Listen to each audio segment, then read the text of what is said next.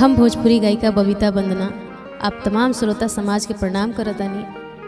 बड़ा ही सुंदर गीत के भाव आप सबके बीच में, और ये गीत CS म्यूजिक भोजपुरी से आई, जेकर ऑनर आदरणीय छोटे बाबा जी बानी।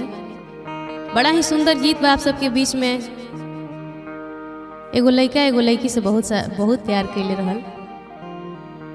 जब लड़किया के शादी ठीक हो गई और ससुराल जाए लगल तो लड़कवा का कहता, हाँ कि क्रिया खा के कहा ईमानदारी से कि प्यार नहीं हरे तक रही कि ससुरारी से। कैसे?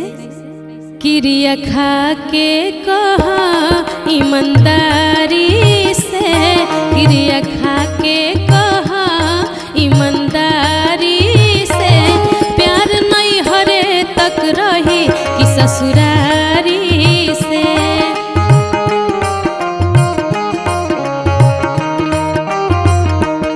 क्रिया खा के कहा ईमानदारी से, क्रिया खा के कहा ईमानदारी से प्यार नहीं हरे तक रही कि ससुरारी से।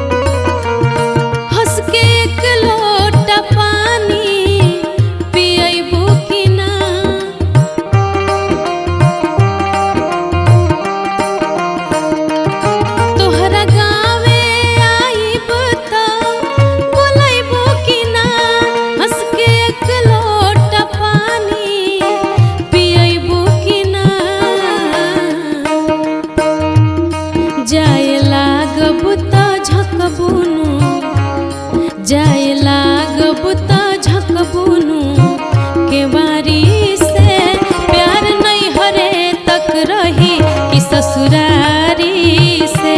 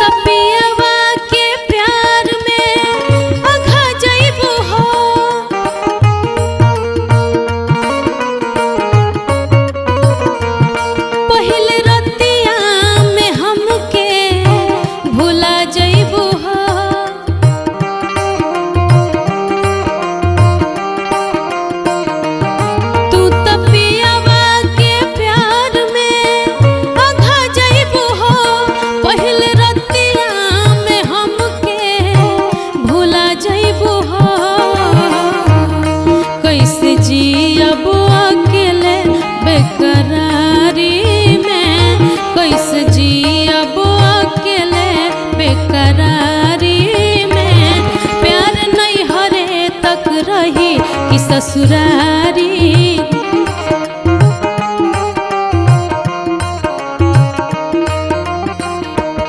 क्रिया खा के कहा ईमानदारी से, क्रिया खा के कहा ईमानदारी से प्यार नहीं हरे तक रही कि ससुरारी से, प्यार नहीं हरे तक रही कि ससुरारी से, प्यार नहीं हरे तक रही कि ससुरा